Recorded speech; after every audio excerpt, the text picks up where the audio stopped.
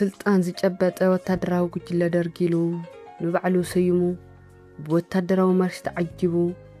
ስልጣን ህዝቢ ከረክብ እየ ዝበሎ ኣቕሂሙ ደማዊ ኣዋጅ ንመላእ ህዝቢ ኢትዮጵያ ምስምዑ ቀጸለ። ሰብ እንዳቃጸለ ደም እንዳንጠብጠበ ስጋ ሰብ እንዳመንጨተ ኣኽሊል ዲያብሎስ ደፊኡ ሰደረ። ኣብ ኢትዮጵያ ዓብዪ ለውጢ ክመጽእ ዝብል ተስፋ ህዝቢ ጸልመተ። ካብ ጫፍ ናብ ጫፍ ፍርሒ ነገሰ። ጭንቀት ኣብ ደቂ ሰብ እምሮ ጫደረ።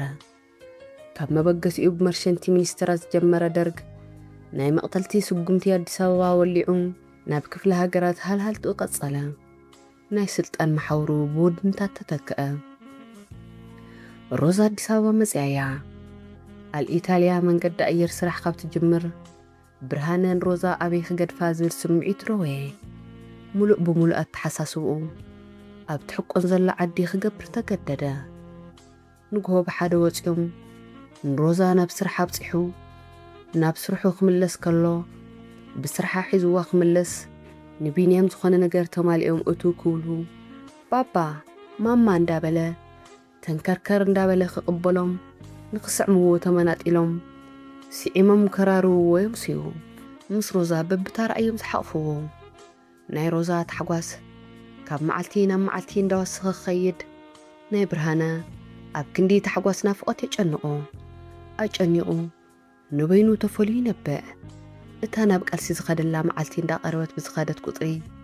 ክነግራ ይፍትን ግን ከም ተሰናኽሎ ዝፈልጥ ሱቕ ይብላ። ናብ ዝተፈላለየ መናፈሲ ቦታታት ተኸታታሊ ሒዝዎም ይኸይድ። ንመሰናበቲ ዝያዳ ናፍቖቶም ይገዶ። ክብሮም ካብ ዝደወለሉ መዓልቲ ምስ ሕሊንኡ ዝገብሮ ምጉት ንኽተርፍ ኣይገበረንን። እታ መዓልቲ ክትመጻእ ይደልያን ባዕሉ ክገብሮን ከፍርሶን ይኽእል እዩ። ግን ከቢድ ፈተና ኾኖ ንመጀመርታ እዋን ንሮዛ ዝረኸበላ መዓልቲ ረገማ። ሮዛ እንተዘይትህሉ ምንም ንህልንኡ ዘጨንቆ ነገር ኣይነበሮን። ሮዛ ኣብ ህይወቱ ሙሉእ ክርስዕ ዘይኽእል ፍቕሪ መጊባቶ እያ። ንዕኡ ክትብል ናብ ዘለዎ ደድሕሪኡ ኸርተት ኢላ ማህፀና ምቃል ስግኡ ወቂላ ንቢንያም ወፊሉ። ሎሚ ሮዛ ፍቕሪ ዘለዎ ሓዳር መርካባ ቅስንቲ እያ። ብርሃነ ገዲፍዋ ናብ በረኻ ክወፅእ ዘይኮነ ትምኒታስ ዝሞቐ ሓዳር መስሪታ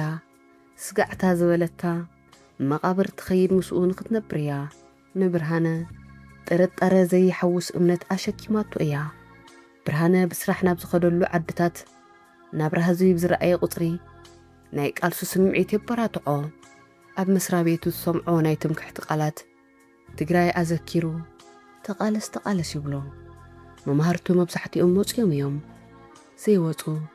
ኣብ ሓደ ናይ ፖለቲካ ውዳበ ኣትዮም ክንቀሳቐሱ ክርኢ ኣብ ገዛ ተደጊሉ ዝበኪ ዘሎ ቆልዓ መሲሉ ይስምዖ። ካብ ስርሑ ምስ ወፀ ብቐጥታ ጣና ገበያ እዩ ዝኸይድ። ካብ ሓደ እንዳ ክዳውንቲ ናብ ሓደ ብዝሓለፈ ንመዘከርታ ዝኸውን ክዳን ክመርፅ ኣይከኣለን። እቲ ሰብ ካብ የማን ፀጋም ፀግደምደም ክብል ብርሃነ ኣብ ሓንቲ ድንኳን ኣፍጢጡ ነቲ ክዳውንቲ እንዳጠመተ ጸኒሑ ንበዓልቶም ሒዙ መፂኡ ክመርፆ ወሲኑ ናብ እንዳ ቅርፃ ቅርፂ ዝሽየጠሉ ኣተወ። ዝተሰቐለ ቅርፃ ቅርፂ ስእልን የለን። ኣብኡ እውን ዓይኑ ሕውሱ ዝበሎ ክወፅእ ክብል ሓንቲ ዓባይ መርከብ ኣብ ቃላይ እንዳተንሳፈፈት ቀጠን ነዊሕ ጋል ብክልተ ኢዳ ዓሳ ሒዛ ነታ መርከበ ማዕድያ ክትርኢ ዘርኢ ምስሊ ምስ ረኣየ ልቡ ብታሕጓስ ተመልአ። ኮነ ተባሂሉ ንብርሃነ ዝተዳለወ ስእሊ መሰሎ። እታ መርከብ ባዕሉ፣ እታ ጓል ሮዛ፣ ዓሳ ቢንያም ተርጎሞ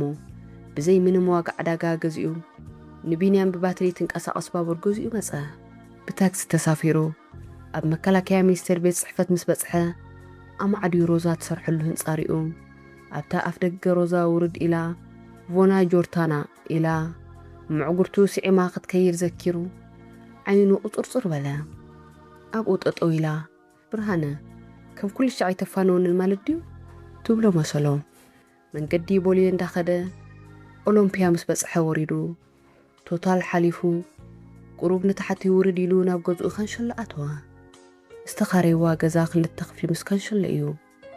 ካብ ኦሎምፒያ ድሕሪኡ እቲ ካንሸሎ ሰውሕን ወሰና ወሰኑ ብጫ ዕምባባታት ኣለውዎ። እቶም ዕምባባታት ካብ መዓልቲ ናብ መዓልቲ እንዳወሓዱ ዳርጋ ክውድኡ ቀሪቦም እዮም። መዓልቲ መዓልቲ ቢንያም እንዳቐንጠቦም ገና ተንከርከር እንዳበለ ንቑሕ እዩ ዝኹረየሉ ስለ ዘየለ ሕንቁቕ እዩ ናይ ኩራ መግለፂቱ ብርጭቆ ምስባር እያ ሮዛ ሰማያዊ ቢጃማ ተኸዲና ኣብ ሰውሒ ተገዲማ ቢንያም ዕምበባ ሒዙ ፍሕኛ ክነፍሕ ጸንሖ ኣብ ካንሸሎ እቱ ምስ በለ ሮዛ ጥራሕ እግራ እንዳጎየት ሓቂፋ ሰዓመቶም ኩሉ ሻዕ ገዝኡ ከኣቱ ዝተለመደ እዩ ሎሚ ግን ሲዕማቶ ክትከይድ ክትብል ስሒቡ ደጋጊሙ ሰዓማ ከይሰደደ ባባ ባባ ኢሉ ቢንያም ኣብ እግሩ ተጠምጠሞ ብርሃነ ሓፈቢሉ ሲዒሙ ኣሰራሰሮ ኢዱ ከይምናቀሳብሎ ኢላት ሮዛ ብርሃነ ንላዕሊ ወሲኹ ኣሰራሰሮ ቢንያም ብጽያፍ መልሓሱ ኪርኪር ኢሉ ሰሓቐ ኣንታ ብርሃነ ክትሰብሮ ኢኻ ሃባ ኢላ መንጠለቶ ምሽ ምሳኺ ውዒሉ ሃቢ ኢሉ ብርሃነ ሓቂፋቶ ዶ ምስ በለት እታ ባቡሩ ውፅኡ ባትሪ እትዩ ኣብ መሬት ኮፍ ምሰበላ መብራህቲ እንዳወልዐት ምኻድ ጀመረት ቢንያም ኣብ ሕቑፊ ሮዛ ኮይኑ ተሰራሰረ ስደድዩ ምስ ኣይረውት በለ ቢንያም ሰሓቕ እዩ ዘብዝሕ ኣብ ኢዱ ዝነበረት ዕምበባ ደርቢዩ ደድሕሪኣ ኸደ ብርሃነ ንሮዛ ሓፈቢሉ ናብ ሰውሒ ኣውደቓ ንስውን ብርእሳ ተገላበጡ ተደባደቡ ቢንያም ፍሕኛ ነፊሑ ናብ ላዕሊ ሰደዳ እንዳተንሳፈፈት እታ ፍሕኛ ኣብ መንጎኦም ምስ ዓረፈት ሮዛ ክትግልበጣ እንተጐታ ቢንያም ክርትሚሉ ሰሓቐ ደድሕሪ እታ ባቡር ሰዓበ ብርሃነ ደድሕሪኡ ስዕቦ ዘሎ መሲልዎ ፍዝዝ ኢሉ ጠመቶም ብርሃነ መዓዚኻ ትኸይድ ኢላት ሮዛ ናይ ክሳድ ኰሌታ እንዳመዓራረየትሉ ናበይ ምሻረር ክኸይድ ኢልካኒ ተገሪማ ድሕሪ ጽባሕ ሃይ ብርሃነ ኣይትዘንግዕ ውይ ብድሕሪኻ ክጽምው ዝገዛ ትግራይ ኬድካ ከለኻ እታ ትመጸላ ሰዓት ቢንያም ባባ ባባ ክብል ብጣዕሚ ድንግጽ ዝመጻኻ እንዳመሰለኒ እሺ ከይትዝንግዕ ጸጉሩ እንተሓሰየት ሎሚ ሮዛ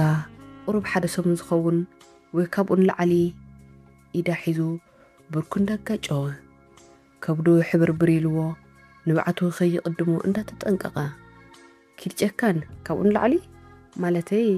ናይ ሶማል ወታደራት ናብቲ ከባቢ ይንቀሳቐሰለዉ ስለ ዝተባሃለ ሶማል ወራር ንኸየካየድ ናይ መከላኸሊ መስመር ንምጽናዕ ስለ ዝኾነ ቀልጢፍካ ዝውድእ ኣይኮነን ኢለ እየ እሞ ዳንኤልን ገብርኤላን ደው ኢሎም ክንመጺና ኢሎምኒ ኣስመራ ከመይ ኢላ ኢሎም ኸይ ግደፎ ኣስመራ ሕማቕ ኩነታት እዩ ዘሎ ኢሎሞ መናእሰይ ይቕተል ኣለዉ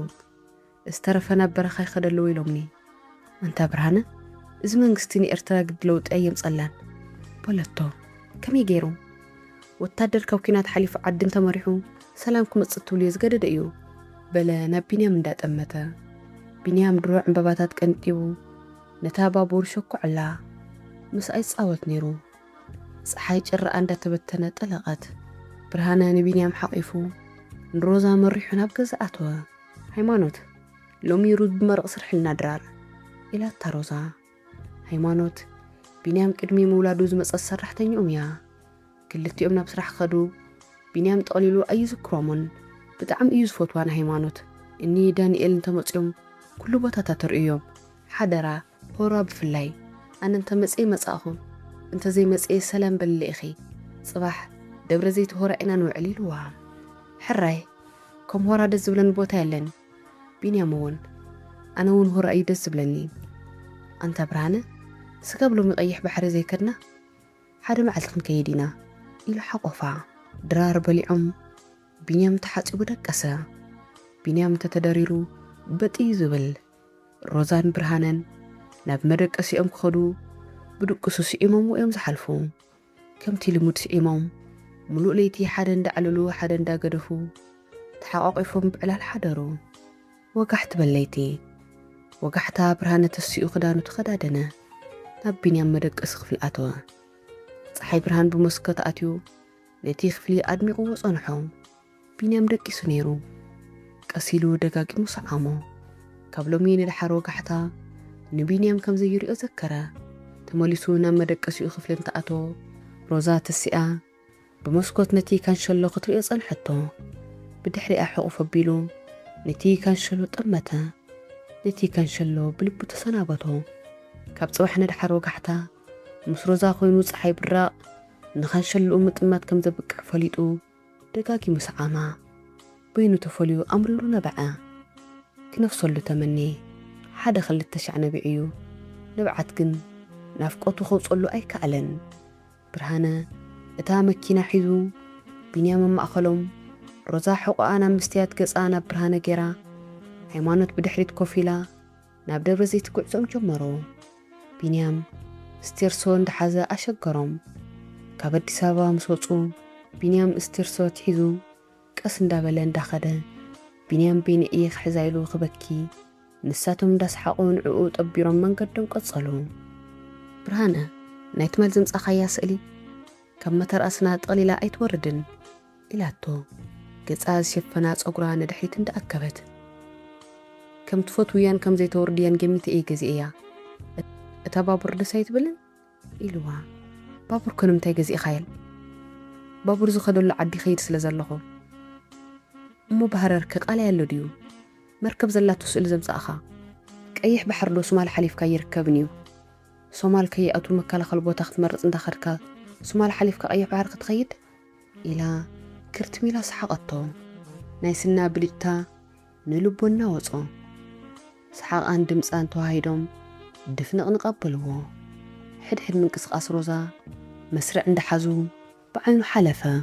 ምስቲ ሰጥ ዝበለ ጽርግያ ትጓዓዝ ዘላ መኪንኡ ልቡ እውን ናብ ርሑቕ ተጓዓዘ ይህ ብርሃነ ትኽክል ዶ መሊሰልካ በለቶ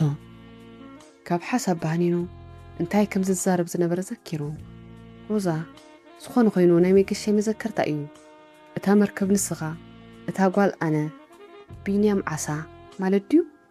ኢላቶ መብረቕ ከም ዝዓረፎ ፈዘዘ ናህሪ መኪንኡ ቀኒሱ ንቕልጡፍ ግንዛብ ኣግረመሉ ቀደማ እውን ሮዛ ናይ መልክዕ ቆንጆ ጥራይ ዘይኮነትስ ልባ ነተሓሳስባኣን ንፍቕሮ ኣራጐደሉ ጽቡቕ ገሚትኪ ከም ምባል ሓሊፉ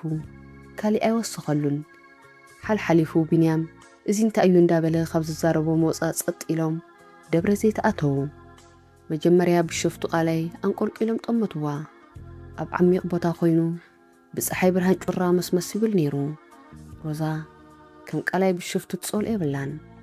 መዓዝ ኢኹም ንስኽን ብሸፍቱን ትዕረቑ ኢልዋ ብርሃነ ንዕረቐሉ መዓልቲ የብልናን እቲ ጸድፉ ድዩ እንዳጸላእኽዮ እንታይ ከደስ ዝብል ኣለዋ ሃይለ ስላሴ ጠንቁልሉ ነይሮም እዩ ዝበሃል ነታ ስልጣን ትጠቅም ነይራ እንተኾይና ዝመፀ መንግስቲ ከጠንቁልላ እዩ ዝኸውን ኢሉ ናህሪ ወሲኹ ሆራ ቃላይ ተርኣዮ ናብ ሆራ ሆቴል መጀመርታ ኸዱ ብርሃነን ሮዛን ቡና ንሃይማኖትን ቢንያምን ጽማቕ ኣዚዞም ኣብ መረባ ኮፍ ኢሎም ቃላይ ሆራ ረኣዩ ቃላይ ሆራ ከም ልማዱ ብጀርባታትን ብሓመስትን ጨርባሕባሕ መይቁ ነይሩ ካብ ሓደ ጫፍ ናብ ሓደ ጫፍ ጀልባታት ሰንጭቐንኦ ክሓልፋ ዝሓለፋሉ ዓፍራ እንዳገደፈ ኣብ ሰማይ ዝተዘርግሐ ደመና እዩ ዝመስል ብርሃነ ምስ ሮዛ ሰንበት ኣብኪሮ ይፈልጥን ናይ ሎሙ ግን መወዳእታ ግዲ ኮይና ነቲ ቃላይ ከባቢኡ ጠሚቱ ክጸቡ ይከኣለን ሆራ ብዘይክኡ ሮዛ ከመይ ከም ዝስምዓ ክግምት ደልዩ ቀልጢፉ ገደፎ ንሮዛ ብጣዕሚ ሓዘነላ ሓዘነይትኡ ተመሊሱ ንውሳንኡ ክስዕር ዓቕሚ ሰኣነ ንሮዛ ትኺሉ ጠመታ ዓይንቲ ሮዛ ቁልቁል ንቃላይ ሆራ ይጥምቱ ነይሮም